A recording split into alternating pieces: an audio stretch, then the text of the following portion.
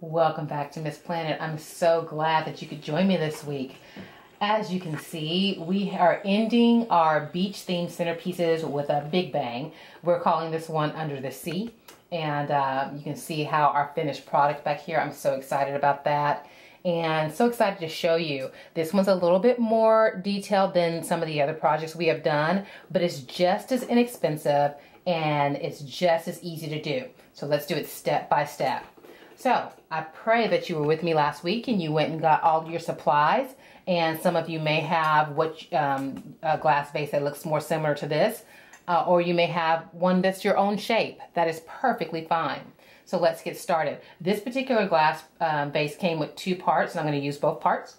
The first part is our actual glass vase, and then the second part is a candle holder that fits on top. Now, if yours did not come with a candle holder, you can do the same thing by just putting a clear plate on top and sitting your candle on top of that. So that's an option for you.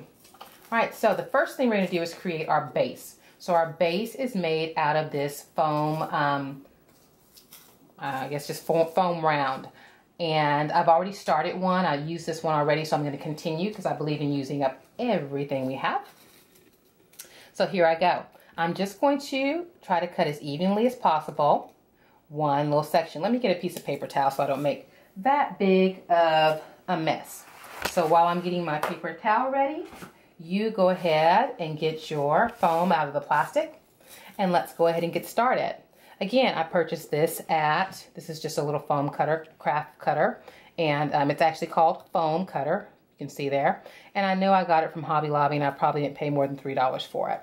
But if you don't have a foam cutter, guess what? Just get a knife out the kitchen drawer. It works just as easy. Okay, here we go. So I'm just going to make it as even as possible. And I'm going to just cut. Love that sound. Okay.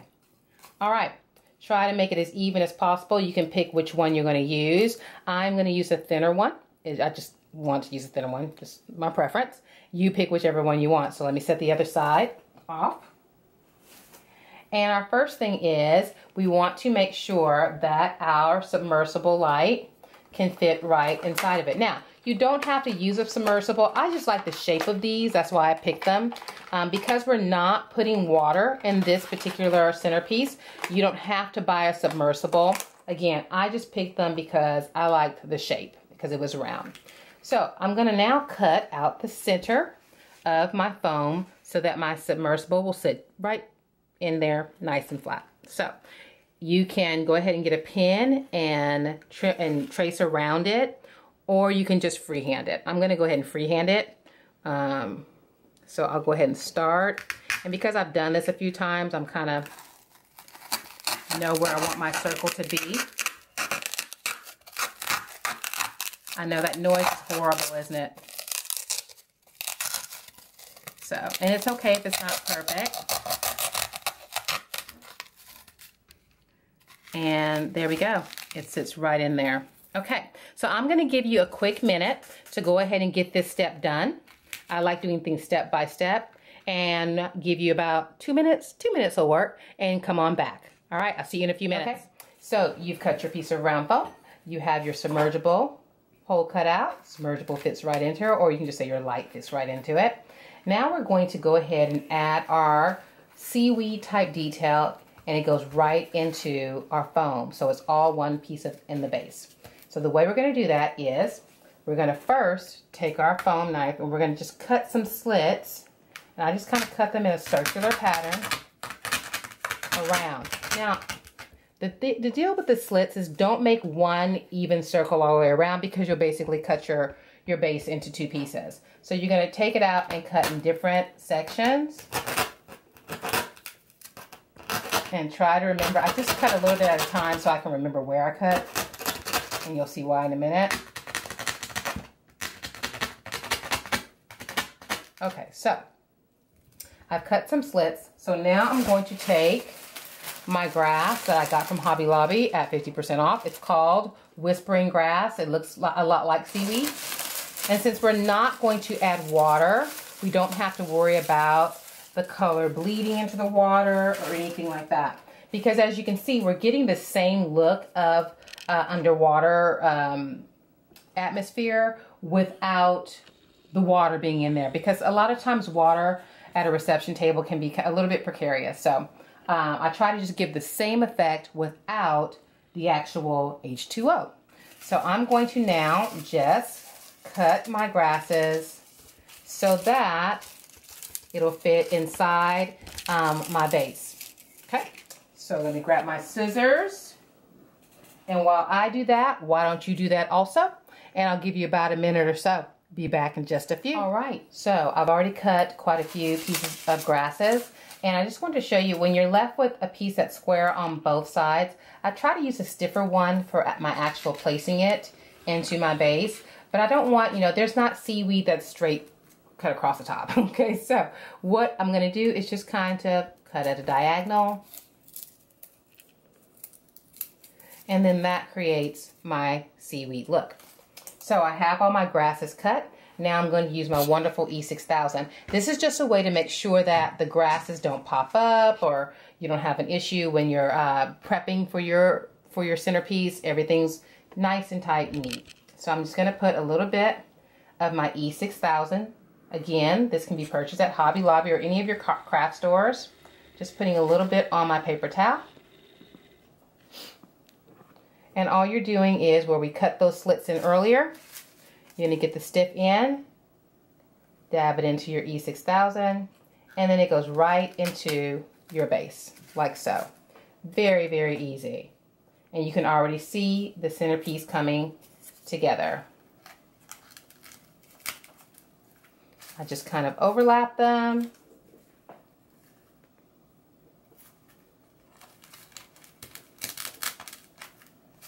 And it's really simple, but it creates such a beautiful look. All right, so I'm gonna keep going. I want you to keep going with this all the way around. Should take you about, I don't know, 3 minutes or so. So I'll see you in about 3 minutes and we'll go to the next step. All right, happy crafting. Okay, so you've cut your foam. You've cut your circle out for your light to sit in the middle of it. You've cut your grasses. You've done your E6000. Punched holes, and you put your grass in there. So this is what you're going to be looking at for the base. Pretty cool. Pretty cool. So I'm going to go ahead and turn on my submersible. Now this will be the key. This centerpiece takes a lot of prep. So what you would do is you would prep your base, you'd have your lights, and then it would take you approximately, let's say you had 10 tables, it would take you approximately 2.5 hours to set everything up on site. So it's important, very important, to have everything ready to go. Now you could already have your smaller ones ready to go and sitting in some sort of storage container, so you just would pull them out. That's one way to do it. The larger ones are a little bit more hairy. They move around a little bit more. So you may want to put your larger ones together on site. But your smaller ones, the same exact concept. They have a base and you're doing the layering with the sand and the pebble rocks. Exact same concept. So that is one way that you can do it. Okay, so we have our submersible. I'm going to go ahead. I wouldn't turn them on until you're setting up everything. And as long as you have somebody with small fingers, they can always reach in there and get it and turn it on for you. So make sure one of those bridesmaids has small hands. Here we go. So I'm going to go ahead and put it inside. And it sits there. Again, you don't have to worry about it floating away because there's no water in this. It just gives the illusion of water. And you can see it already coming together. That looks pretty awesome. Yes? All right. So the next step involves our rocks. Why don't you go ahead and get those rocks together and join me back here. I'll give you a minute or so. See you in a few. Okay, so we're back. And our next step is to add our large river rock. Oh, well, that was different. And our large river rock. Maybe I should just do a few at a time and get a little ahead of myself. And it's just, there's no rhyme or reason. I'm just dropping them in. Some of them I'm going to actually set on the base itself. Some of them will be around. Don't worry about being able to see the bottom, because after we set our rocks, we're going to sprinkle our sand in around them. Okay? And it's your preference. Remember, I give you the plan, and then you take it and you make it your own. So if you want more rocks, more rocks. If you want fewer rocks, fewer rocks. Whichever you feel more comfortable with. Remember, we use the E6000 to put our grass in our base, so you don't have to worry about that coming apart. You can be pretty, you know, pretty rough with this centerpiece. It's not going to fall apart on you or anything like that. All right, so now that we have our river rock in there, we're going to go ahead and move to our sand. And again, I picked a little sand that had a little bit more texture on it. Because we're not doing the water, we want to give the illusion, we want the light to give the illusion that there is water in there. And it does a really good job of it. And I've had too many brides use centerpieces with water and had catastrophes by the end of the reception. So I try to just, when they want a water concept, I try to just give them the illusion of water. So here we go. I'm going to pour some sand in there. And again, I'm just doing it, sprinkling it a little bit at a time, stepping back, seeing if I like it. That looks pretty good. It's just a cover.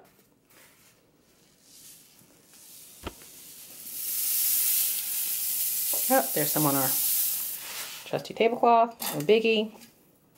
Okay. And you're just using a fraction of the sand, just a fraction, just to kind of cover up. And if you don't completely cover up the green base, it's no big deal. You can move a rock around. There's options. All right, so there we go. That looks pretty lovely, if I must say so myself. Oh, there's a little bit of green on that side. Let's see if we can cover it. There we go. So the next step we're going to do is we're going to take our shells, and for my bigger vase, I'm going to use bigger shells. So let me grab those. You grab yours. Give you a minute. So I have my bigger shells, and I'm just picking ones I like. No particular reason. And I'm just laying them in there.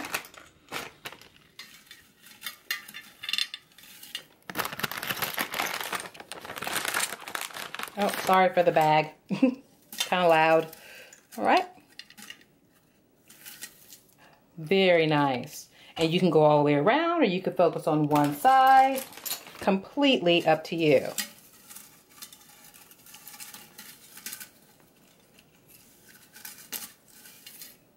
Ta-da, there we go. That looks wonderful. If you'd like, you can add a few little starfish in there, because everybody loves starfish. Who doesn't love starfish? We're just gonna sit a couple in there. Again, because we're not adding water to this, you don't have to worry about it floating away. You don't have to worry about the water changing colors. You don't have to worry about one of your overly rambunctious guests tipping it over. It's all nice and neat. So we have our base done. So now I'm going to show you just a little simple way to tie in the candle to your base. All right, so go ahead. Now if you're choosing not to do the candle topper, then you're done, and it's beautiful. It's beautiful just like it is. But if you'd like to add the candle topper to it, and remember what I told you, if yours does not come with a candle insert, you can create one by just putting a clear plate on top of it, or a clear saucer on top of it. And that works just fine. So I'm going to go ahead and kind of curl my faux seaweed, put my candle topper. There we go. Got to kind of get them all in there. It might take a couple of minutes or so. A minute or so. There we go. Okay. And it gives the illusion that the seaweed is floating around in there. I just love the look of that. Great. So I am going to now use one of my 3 jumbo tea lights. And these are white. I used cream in the sneak peek. I'm just going to use white so you can get a different look. You can use green. You can use blue. It's completely up to you. whatever you like. So I'm going to simply pour the same sand into my topper. And then this is a nice little secret. I go ahead and squish it down in there as low as it can go. And then I go ahead and cover it, leaving the wick out. It's just a cool effect, so it does not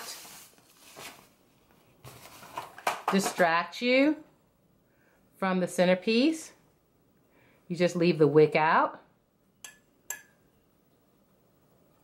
And, oh, let's try that again. Squish it back in there, there we go. And it just looks like there's a candle or a light coming directly from the sand. You just have to play with it a little bit, get it all covered.